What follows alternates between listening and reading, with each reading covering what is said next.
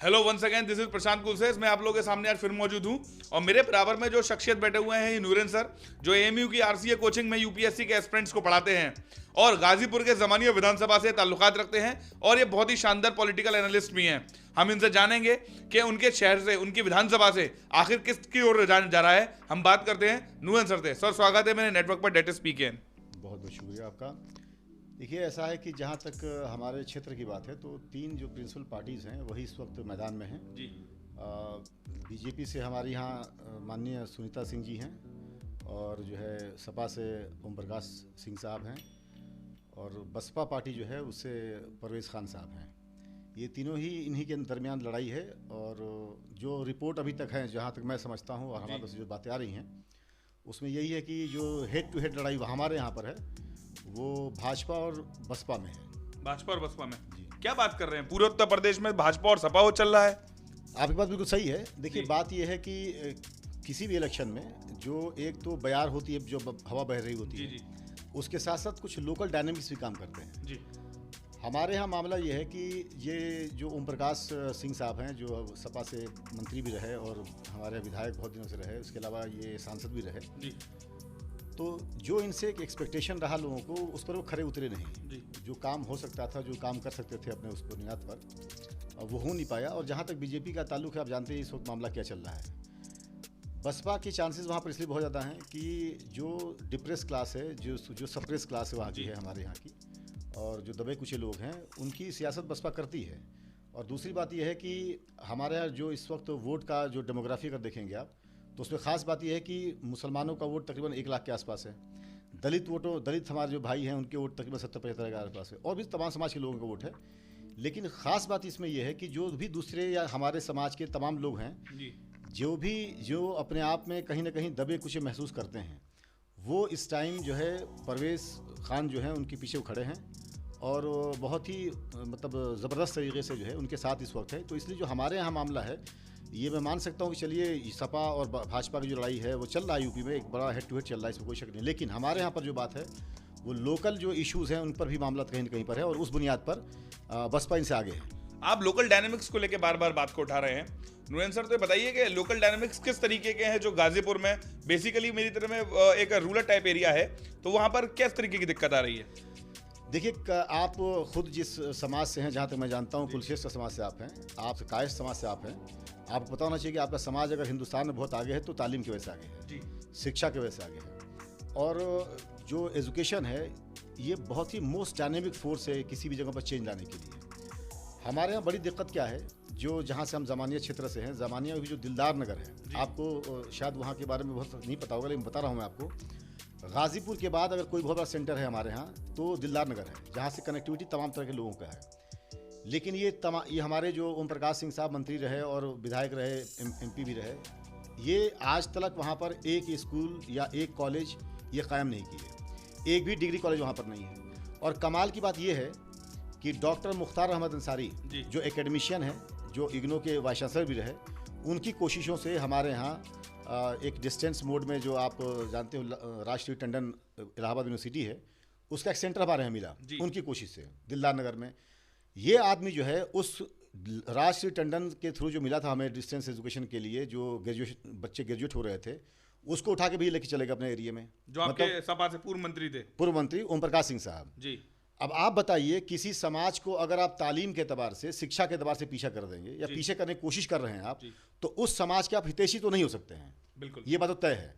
और आप हिंदुस्तान में उठा के देख लीजिए किसी भी इंसान को और किसी भी कम्युनिटी को, खास तौर से जिस कम्युनिटी में तालीम अच्छा है, एजुकेशन, क्वालिटी एजुकेशन है, वो सोसाइटी हमारे कंट्री में बहुत आगे है, चाहे उसकी आबादी थोड़ी हो चाहे उसकी आबादी बड़ी हो। तो ये भी एक इशू है हमारे यहाँ के। दूसरी बात, आप भी जानते हो कि किसी भी सोसाइटी के लिए, उसको सस्टेनेंस के लिए एक बहुत इंपॉर्टेंट चीज़ होती है कि हॉस्पिटल होने हो चाहिए जी। कोई बीमार पड़ता है तो कम से कम वहाँ पर इलाज हो सके। हमारे यहाँ आपको सुन के हैरत होगी, शायद यकीन भी ना हो, कि दिलदार नगर में कोई भी मेडिकल हॉस्पिटल जो है हमारा है वो सरकारी नहीं है। ओह, इतने दिन से ये लोग रहे हैं आप क्या कर रहे हो भाई आखिर वहां पर? सर मैं आपको एक चीज में इंटरप्ट करना चाहूंगा। ऐसा नहीं है कि पूर्वांचल का सिर्फ आपका जिला पिछड़ा हुआ है, काफी और भी जिले हैं जो पिछड़े हुए हैं, चाहे वहां पर सपा बसपा की सरकार रही है, बीजेपी की सरकार अब आई है। तो पूर्वांचल पिछड़े रहने का एक कारण भी है, जिसे कहते हैं कि वहां के लोग पलायन कर जाते हैं क्योंकि वहां पर सुविधा नहीं मिलती। तो ये भी तो एक कारण हो सकता है। देखिए, आपकी बात सही है, ये कारण हो सकता है, लेकिन बताऊं मैं आपकी चीज़ आपको, ये पिछड़ेपन के पीछे कहीं ना कहीं हमारे पॉलिटिकल सेटअप और पॉलिटिकल जो लीडर्स रहे हैं उनकी अपनी सोच भी मायने रखती है इसमें। उसकी वजह क्या है कि पूर्वांचल के पास हर वो चीज़ है जो तरक्की के लिए ज़रूरी है। किसी भी एरिया के लिए एक बहुत इंपॉर्टेंट चीज़ है कि वहाँ पर जो है ज़मीन अगर है तो पैदावार होता हो। हमारे यहाँ पूर्वांचल में अल्लाह का शुक्र है, बहुत अच्छा खासा पैदावार है, ज़मीन है, पैदावार भी होती है, लेकिन दिक्कत क्या है कि इंडस्ट्री नहीं बनाए गए। और हमारे पूर्वांचल में ज़्यादातर जो आपके डिस्ट्रिक्ट्स हैं वो रूरल डिस्ट्रिक्ट्स हैं। अगर वो तरक्की नहीं कर पाए तो इसमें कहीं ना कहीं, मैं किसी एक पार्टी की बात नहीं कर रहा हूँ, तमाम लोग जो भी सरकारों में रहे हैं उनकी कहीं ना कहीं उसमें जो है वो पिछड़ेपन के पीछे उनका भी हाथ रहा है। लेकिन बुनियादी चीज़ों में कहीं ना कहीं तालीम का मामला, कहीं ना कहीं आपके हॉस्पिटल का मामला ये ज़रूर आता है। और देखिए, दिलदार नगर की जो इम्पोर्टेंस है ज़मानिया क्षेत्र में वो ये है कि वो एक ऐसा हब है जहाँ पूरा का पूरा समाज वहाँ इकट्ठा होता है। किसी भी समाज का इंसान हो, वो मुस्लिम हो, हिंदू हो, किसी समाज का हो, बड़े, अगर कास्ट की बात भी करें, बड़ा हो छोटा, सब लोग आते हैं वहाँ पर। और ऐसा जगह है जहाँ से एक्सेसिबिलिटी आसान है। बिल्कुल। तो ऐसी जगहों पर अगर आप फैसिलिटी देते हो तो जाहिर सी बात है लोगों को ज़्यादा फायदा होगा। आपने यहाँ पर कुछ किया नहीं। अच्छा, जो एक एजुकेशन, एक तालीम का वो था, जरिया था भी लोगों को ग्रेजुएट बनने के लिए, लोग ग्रेजुएशन कर रहे थे, उठा के आप अपने पास लेके चले गए। मतलब आप क्या चाहते हो? यानी आप ये चाहते हैं डायरेक्टली कि लोग जो है तालीम से दूर रहें। जब तालीम से दूर रहेंगे तो जाहिर सी बात है फिर उनकी तरक्की भी नहीं होगी।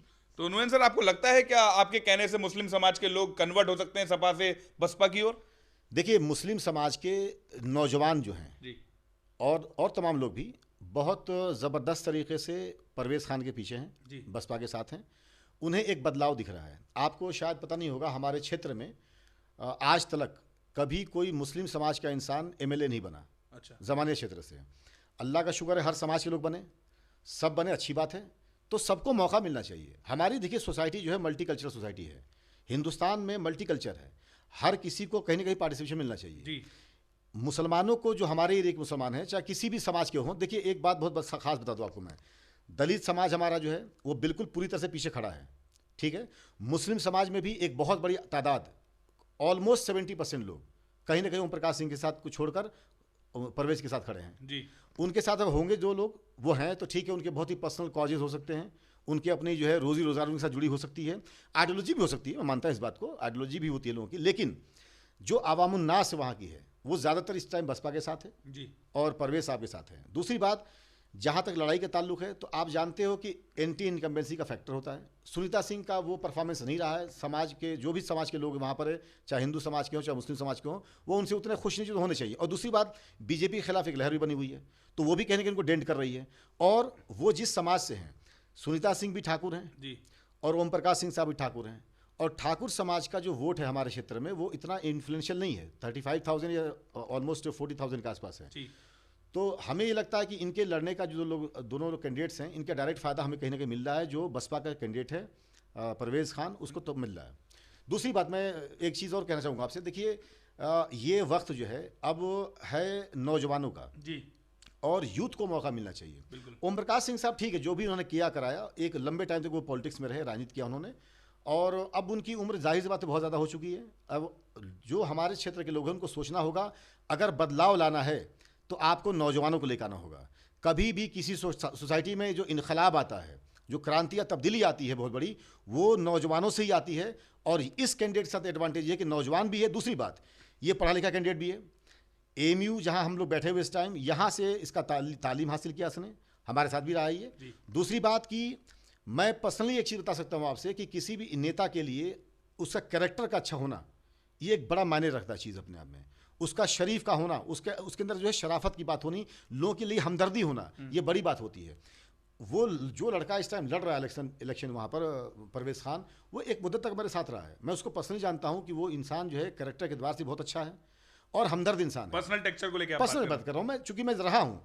अगर ऐसे लोग निकल के बाहर आते हैं, ऐसे लोगों को समाज मौका देता है आगे बढ़ने का, तो यकीनन हमारे क्षेत्र में तरक्की भी होगी और नौजवानों के लिए कुछ बेहतर कर पाएंगे वो। लेकिन एक बात सवाल आ रही है, जो इतनी बड़ी शख्सियत के खिलाफ वो लड़ रहे हैं, जो मंत्री भी रहे हैं 3 बार, क्या हो रहे हैं? हरा पाना इतना आसान रहेगा वहां से? समाजवादी पार्टी इस समय अपोजिशन की सबसे बड़ी पार्टी है, क्या बसपा के candidate, being a Baspa candidate, हराना पाना आसान होगा क्या उनके लिए? आपकी बात बिल्कुल सही है, लेकिन देखिए आप जानते हैं हम लोग लोकतंत्र में रहते हैं। जी लोकतंत्र में जो ताकत है वो लोगों की है। जी मेरी और आपकी कोई ताकत नहीं है। बिल्कुल। चाहे वो ओम प्रकाश हो, चाहे योगी आदित्यनाथ हो, चाहे वाजपेयी और चाहे हमारे मोदी साहब हों, कोई भी हो हमारे देश का, कितना बड़ा शख्सियत हो, हम सब नागरिक बराबर हैं। बिल्कुल।